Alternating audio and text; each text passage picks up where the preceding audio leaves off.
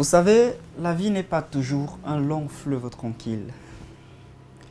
Je vous dis bienvenue dans cette chronique et dans cette chronique, je vais partager avec vous une thématique dont beaucoup de personnes sont victimes, mais ne se posent pas la question à savoir comment y sortir et comment trouver une possibilité de solution.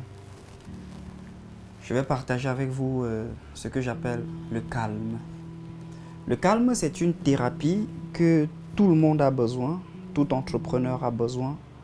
Que vous soyez médecin, que vous soyez enseignant, que vous soyez technicien, qu'importe votre secteur d'activité, qu'importe le domaine dans lequel vous exercez, vous avez besoin de comprendre ce qu'est le calme.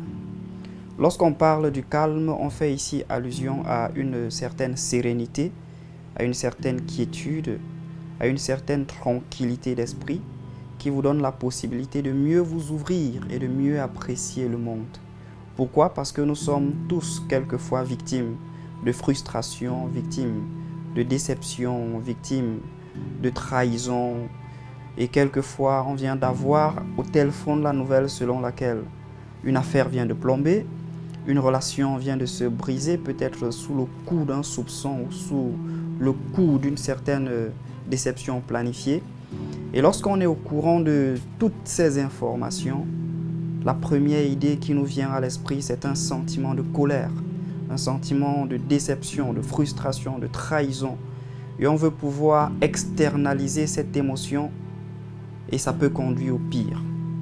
Mais par contre, si vous avez cette maîtrise qui vous permet d'être au contrôle de la situation qui vient d'arriver, si vous prenez du recul pour mieux apprécier cette situation, certainement ça vous donnerait ce qu'on appelle un espace-temps pour pouvoir mieux analyser et même comprendre la réaction que vous allez mettre sur pied. Moi, j'ai développé une certaine forme de vie et une certaine spiritualité que j'appelle le détachement de l'esprit. Et quand je parle du détachement de l'esprit, je ne dis pas que l'esprit quitte le corps, non, parce que si l'esprit quitte le corps, vous allez mourir naturellement. Quand je parle du détachement de l'esprit, c'est d'arriver à pouvoir manifester un certain mépris vis-à-vis du présent. C'est d'être capable de manifester une certaine indifférence vis-à-vis de tout ce qui vous arrive. Parce que sans cette indifférence, vous serez toujours accroché aux détails. Vous serez toujours accroché à ces informations qui vous polluent la pensée, qui déstabilisent votre être intérieur et qui, par-dessus tout, baissent l'estime que vous avez de vous-même. Par contre, si vous arrivez à cultiver le calme, ceci apportera encore plus de tonus, apportera plus de force, apportera plus de possibilités pour vous de vous améliorer. J'ai connu un grand frère qui est vraiment très fascinant et lorsque je l'abordais chaque fois et qu'il me pose la question « Moïse, comment tu vas ?» Je dis « Ah ben, ça va un peu ». Et moi maintenant de lui répliquer « Et toi, comment tu vas ?» Il dit « Je vais toujours bien ». Cette expression « Je vais toujours bien » m'a marqué et je me suis dit « Mais pourquoi est-ce qu'il dit qu'il va toujours bien? Est-ce que ça veut dire qu'il n'a pas de problème ?»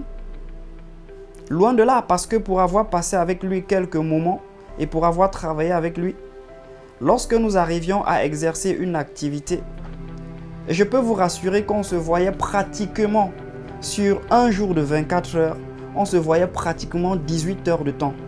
C'est pour dire qu'il était en dehors de sa maison, en dehors de sa famille, mais il était concentré au travail, concentré à réfléchir, concentré à gérer les partenaires. Et quand vous savez que quelqu'un gère les partenaires, gère les clients, gère un certain nombre de projets, gère une structure, il va gérer les hommes.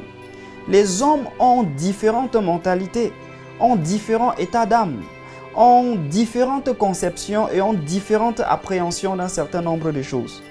Et c'est dans tout ça qu'après analyse, après recul, et quand je demande tonton comment toi aussi tu vas, il dit qu'il va toujours bien. Pourtant, il y a une commande qui n'est pas partie et puis le client menace qu'on rembourse son argent et que peut-être il va même saisir les autorités compétentes pour pouvoir mieux gérer la chose. Et pourtant, les employés sont là, ils pleurent le salaire, ils pleurent les difficultés à la maison, tout est instable. Et pourtant, chez lui également, sa femme se plaint, ses enfants se plaignent, il est toujours absent. Mais quand vous lui posez la question « Comment tu vas ?», il dit « Je vais toujours bien ». C'est hallucinant, n'est-ce pas? C'est peut-être contrariant, n'est-ce pas? Parce que vous voyez quelqu'un, il a autant de pression, autant de problèmes, autant de difficultés, autant de responsabilités. Mais quand vous lui posez la question à savoir comment tu vas, il dit qu'il va toujours bien. Et pour moi, ça me paraissait drôle. Mais ça attirait mon attention sur un certain nombre de choses. Parce que lorsque vous prenez du recul pour pouvoir mieux apprécier certaines choses, ça vous donne la latitude de pouvoir ne considérer que ce qui compte. Manifester le détachement de l'esprit, c'est ne porter votre attention que sur les choses pertinentes, sur les choses qui ont de la profondeur, sur les choses qui ont de la valeur, sur des choses qui sont capables de vous amener à transcender. Parce que même si vous essayez de vous mettre dans un état de colère, dans un état de frustration, ou même dans un état, je vais dire quoi, vous avez externalisé cette frustration d'une manière ou d'une autre. Mais est-ce que ça résout le problème? Est-ce que ça porte solution? Est-ce que ça vous élève?